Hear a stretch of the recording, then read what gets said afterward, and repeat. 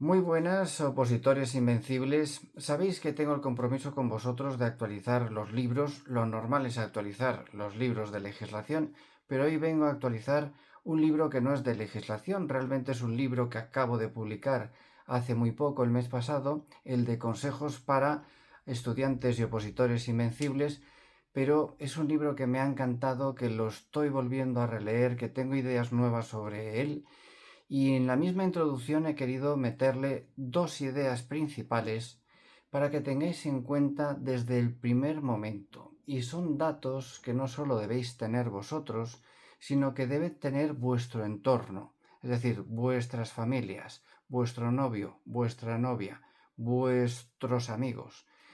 Porque cuando te haces una imagen de lo que eres como opositor en base a datos reales, y el entorno lo hace igualmente, eso te ayuda muchísimo y eso te ayuda en tu camino a entender en qué momento estás del proceso de cara a probar. Y en todo ese proceso vas a necesitar que tu autoconcepto esté alineado con la realidad y entiendas por qué estás en la fase en la que estás y que todo tu entorno lo entienda también. Y entonces empezamos, porque esto ya os digo que son dos apartados nuevos que se van a introducir en la introducción, que cuando los veáis vas a decir, si esto es la introducción, ¿cómo será el resto del contenido? Pero lo vais a entender. El primer apartado reza lo siguiente, dice, ¿qué porcentaje de opositores inscritos aprueban la oposición? Y entonces yo te digo, vamos a coger una media. Por supuesto que no sirve esta media para todas las oposiciones, pero sí para el 80% de las mismas. Seguramente que la tuya sea una de esas. Y si no lo es, tienes que saber matizar el dato que te doy. ¿Vale? Pero de todos los inscritos en una oposición, aproximadamente el 5% son los que van a aprobar. Empezamos con ese dato. Bien, pero muchos son los inscritos, pero el día del examen no todos los inscritos son los que se presentan. Entonces vamos a calcular otra media universal. Por supuesto, no se aplica a todas las oposiciones. Hace poco unas de enfermería, casi el 90% se presentó. Pero vamos a esos datos generales que seguro que son datos que se aplican a tu oposición y si no, tú tienes que saber matizar. Bueno, pues aproximadamente el 45% no se presenta, el 55% sí. Entonces, bueno, ya nos quedamos con un 55% y entonces aproximadamente 10 de los 100 que se presentan y que sí que están allí en el examen van a sacar su plaza. Bueno, es un primer dato, pero vamos al definitivo. ¿Cuántos de los que están haciendo el examen y que han seguido todo el proceso para ser considerados de los que tienen un nivel suficiente para aprobar, aprueban? Es decir, estoy hablando de esos opositores que sí estudian sus horas, que sí llevan meses, que sí controlan el temario, que usan técnicas de estudio adecuadas para memorizar, un sistema de repetición adecuado, que hacen sus tests y que tienen una academia, un preparador y por tanto una constancia en el estudio. Eso, ya sabéis que en el libro lo matizo para los que sois autodidactas, pero estoy hablando de los que cumplen muy bien los requisitos exigidos para ser considerado de los que deberían estar entre los que más opciones tienen de aprobar.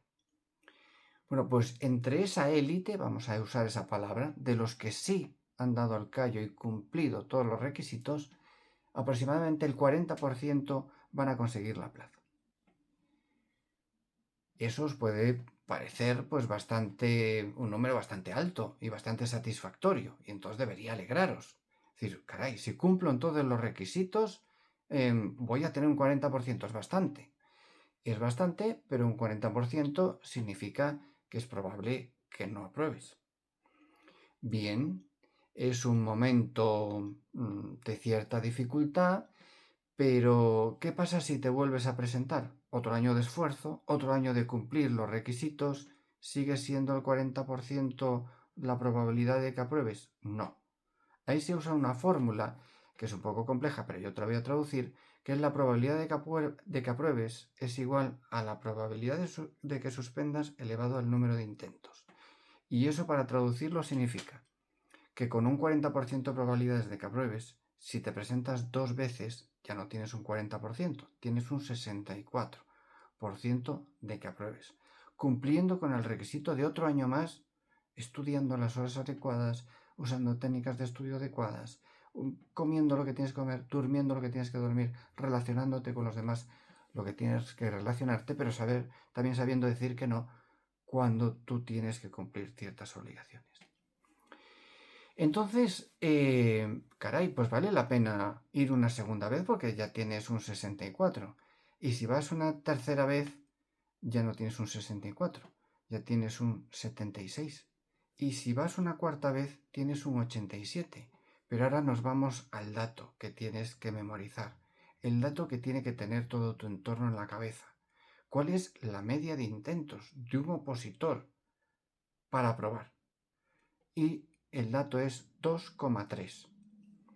Si la media para aprobar es 2,3, tú, cuando te metes en una oposición, puedes pensar que vas a aprobar a la primera. Bien, pero no es muy razonable que des por hecho que vas a aprobar a la primera, ni tampoco que tu entorno así lo entienda, ni tampoco que vea como un fracaso que no apruebes la primera vez, porque esto es un proceso ya conocido con unas características y sabemos que de media es 2,3. Así que si la primera no apruebas, todo el entorno tiene que entenderlo y apoyar para que sigas cumpliendo el máximo rendimiento con todas tus obligaciones, que son muchas y que vienen en el libro, las horas de estudio, los meses de estudio, el control de los temas, etcétera, etcétera, otro año más. Pero ojo, que otro año más significa presentarse una segunda vez. Y la media es 2,3. Luego es probable que venga la segunda vez y que vuelva el segundo suspenso y que signifique otro año de estudio. Año o el tiempo que sea, entre una convocatoria y otra. Y eso necesitas que tú lo entiendas como opositor, porque te va a afectar el autoconcepto que tengas de ti mismo ante un fracaso, tropiezo o, mejor dicho, etapa del camino, pero también tu entorno. O sea, si suspendes una segunda vez cumpliendo todos los requisitos, estando en la élite de los que deberían aprobar, la respuesta de tu entorno debe ser el de tranquilidad. Sabemos que esto funciona así y significa que estamos más cerca. Si la media es 2,3, suspendiste la segunda vez, ¿vale la pena ir a por la tercera? Ya por mera estadística tienes un 76%. Si fuera de echar una moneda al aire, sabiendo que tienes un 40% de probabilidades, ya sé que la moneda es 50, pero en nuestro caso es 40. Entonces, ya solo por probabilidades deberías hacerlo. Pero es que aquí sabemos que la media es 2,3 de que apruebes. Estamos hablando de conseguir la plaza. Estamos hablando de conseguir un trabajo. El trabajo por el que estás optando y por el que llevas tiempo esforzándote. Entonces, tú mismo, en tu entorno, tiene que ir a por la tercera vez con toda la ilusión del mundo, con una sonrisa en la boca, pero cumpliendo todos los requisitos que os pongo en el libro. Estudio, las horas de estudio, los días de estudio, las pausas, el tener en cuenta la unidad de estudio, que para mí es 45 minutos, lo digo en el libro, etcétera, etcétera, y convirtiéndote y considerándote parte de la élite de los que se presentan cada año. Tú imagínate que te presentas la tercera y suspendes. Primero, tienes que echarle un vistazo a ver si realmente estás cumpliendo o dices que cumples y no cumples. Pero vete a por la tercera, porque 2,3 no es 2, es seguramente ir a por la tercera muchas veces para que dé esa media. Y si la tercera también suspendes, habrá que ir a por la cuarta. Si suspendes la cuarta, habrá que hacer un análisis muy profundo de todo el proceso. A lo mejor te estás equivocando en algo, no estás siguiendo todos los pasos. O tu oposición es muy difícil. Sabemos que cuando hay una plaza para 5.000 candidatos, y siempre hay una plaza para 5.000 candidatos, todos estos porcentajes cambian.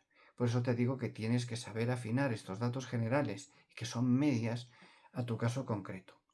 Pero sí que hay que ser realista de que cuando uno se mete en una oposición, tú tienes que tener muy en cuenta qué oposición es, tenerla en cuenta para que a ti mismo no te afecte y estés preparado psicológicamente para el camino, y también que tu entorno sepa dónde te estás metiendo y te ayude en ese camino. En el libro doy muchas indicaciones para el entorno, para que tú como opositor informes a tu entorno de lo que necesitas de ellos para tú ser exitoso. Bueno, pues este vídeo seguramente que es una de esas partes de esa información que debe llegar a ellos, para ellos saber apoyarte y saber estar cerca de ti en tu camino para conseguir la plaza para ser exitoso. Cuenta conmigo y para seguir este camino, y ojalá que este vídeo pues te sea de ayuda. Mucho ánimo.